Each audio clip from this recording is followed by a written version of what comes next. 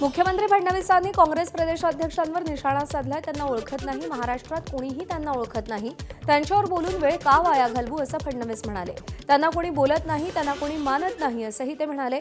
बुलढाण्याच्या चिखली इथल्या प्रचार सभेतून फडणवीसांनी निशाणा साधलाय।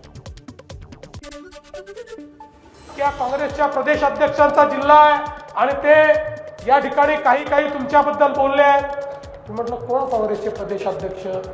मी पण त्यांना ओळखत नाही, महाराष्ट्रात कोणी त्यांना ओळखत नाही, त्याच्यामुळे मी कशाला माझा वेळ वाया घालू, मी कशाला त्यांच्यावर बोलू?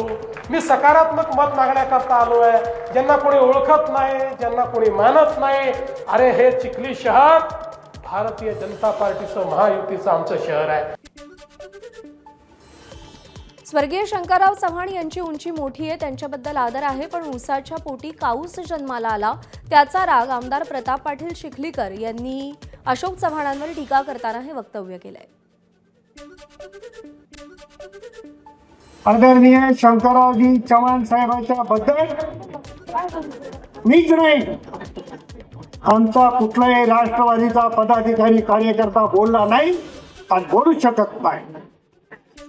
शंकरराव चव्हाण साहेबांची उंची फार मोठी आहे, त्यांच्याबद्दल आमच्या मनात आदर आहे, पण उसाच्या पोटी काऊच जन्मला त्याचा राग सगळ्या लोकांच्या मनात।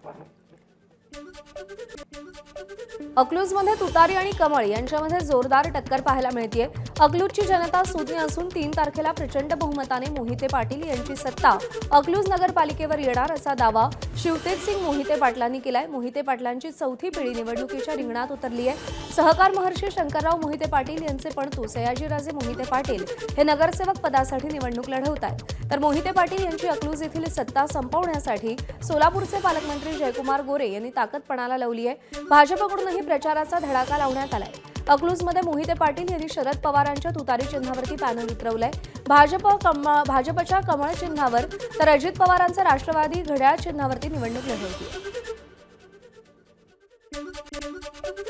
जवळपास 43 दिवसाच्या साखळी उपोषणानंतर ह्या ग्रामपंचायतीचं रूपांतर आम्हाला नगरपालिकेमध्ये करण्यामध्ये यश आलं आणि तेव्हापासून जवळपास 4 वर्षाचा कालावधी उलटलेला आहे आणि मधल्या काळामध्ये आम्ही आदरणीय रणजितदादा असतील, मोठेदादा असतील, भैयासाहेब असतील, बाळदादा असतील, हे आमच्या सगळ्या नेते मंडळींच्या मार्गदर्शनाखाली गावामध्ये भरघोस असा निधी आणण्यामध्ये आम्हाला यश मिळालेलं आहे। निश्चितप्रमाणे आम्हाला खात्री आहे की यंदा देखील ही अकलूजची जनता आदरणीय विजयदादांच्या विचारावर ठामपणे उभं राहील। सर्वच्या सर्व जागा नगराध्यक्ष ही आदरणीय विजयदादांच्या विचाराचे असतात। गुलाल फिक्स। काही जणांचा प्रयत्न असू शकतो, परंतु अकलूजकर हे फार हुशार आहेत आणि सगळं ज्ञात आहे त्यांना, त्यामुळे निश्चितप्रमाणे ते मतपेटीतून आपल्याला दिसून येईल। वंचित बहुजन आघाडीकडून मुंबईमध्ये संविधान सन्मान महासभेचं आयोजन करण्यात आलं होतं।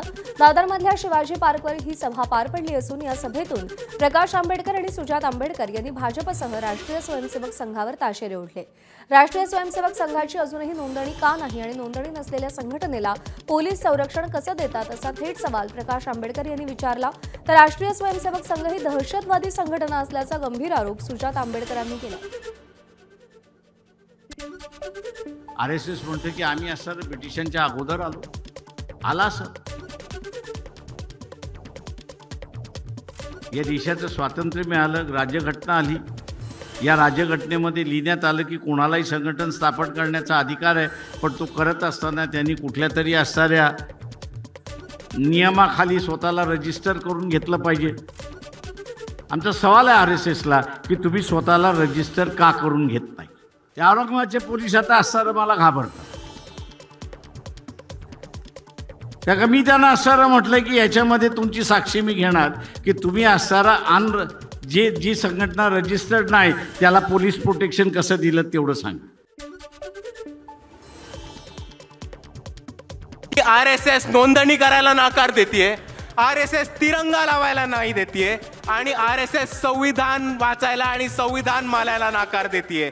आणि जे संघटना या देशामध्ये संविधान मानत नाहीत, स्वतःला रजिस्ट्रेशन करत नाहीत आणि स्वतःला तिरंगा फडकवण्याची हिम्मत करत नाहीत, त्याला आम्ही दहशतवादी आणि टेररिस्ट ऑर्गनायझेशनच म्हणणार। मुस्लिम धर्मीय महिलांनाही एक पत्नी कायदा लागू व्हावा ही मागणी भारतीय मुस्लिम महिला आंदोलन संस्था कित्येक वर्षांपासून करते। आज याच संस्थेनं भारतातील 7 राज्यांमध्ये केलेल्या सर्वेक्षणाचे निकाल पत्रकार परिषद घेऊन सरकारसमोर मांडले। या सर्वेक्षणामध्ये 87% मुस्लिम महिलांनी मुस्लिम समाजातील बहुपत्नीकत्व बंद व्हावं आणि इतर धर्मियांप्रमाणे एकपत्नी कायदा लागू व्हावा अशी मागणी केली आहे। मैं जानती हूँ कि जेंट्स को भी बहुत तकलीफ होता है, बहुत ज़्यादा। ये वाली बोलती है मेरे को बाजार का पैसा नहीं दिया, वो बोलता है मेरे को पैसा नहीं। अच्छा, दुनिया वाले जब उसको सवाल करता है तो बोलता है हमारे में शादी हो गया, अभी क्या कर सकता है। मैं ये नहीं बोलती हूँ कि मुसलमान को 4 शादी करना चाहिए कि हिंदू को 4 शादी। मैं ये सोचती हूँ ना, दुनिया में जो भी इंसान है, चाहे वो मुस्लिम हो, ईसाई हो, हिंदू हो, जो भी हो, वो 2 शादी ना करे। ट्रिपल तलाक मानने के लिए ही तैयार नहीं है। जब ट्रिपल तलाक 2019 में बंद हुआ तो 2021 में मेरे को दिया, तो वो मायने किधर रखता है? फिर उसके क्या हक बनता है कि वो दूसरी शादी करे? वो दूसरी शादी का क्या राइट बनता है? और वो औरत भी अच्छे से आ रही, घर में रह रही है, खा रही, उसका राइट क्या बनता है मेरे घर में आने का, मेरे घर में रहने का, और मेरे बच्चों को उसकी माँ बुलवाने का? माँ तो मैं ही हूँ ना, मैंने 9 महीना कोड में पेट में रखी हूँ, मैंने 9 महीने के बाद उस लोग को जन्म दी हूँ ना। मेरा हक बनता है ज़्यादा कि उसका हक बनता है ज़्यादा? हमेशा से हमको बोला गया है कि इस पर बात नहीं करना है, ये मज़हब से जुड़े हुए मुद्दे हैं, लेकिन औरतों की जो हकीकी ज़िंदगी है उसमें तकलीफ़ें हैं, और जो औरतें बहुपत्नी प्रथा से पीड़ित हैं उनकी तकलीफ़ें समाज के सामने बाहर लाने का ये एक प्रयास है। और ये जो स्टडी है इससे हम एक नया एविडेंस भी हम सामने ला रहे हैं कि ये जो प्रथा है ये मुस्लिम समाज के लिए ख़त्म होनी चाहिए, और जो देश का कानून है जिसमें बहुपत्नी प्रथा इलीगल है, वो जो कानून है वो मुस्लिम समाज पर भी लागू होना चाहिए, ऐसी हम बात कर रहे हैं।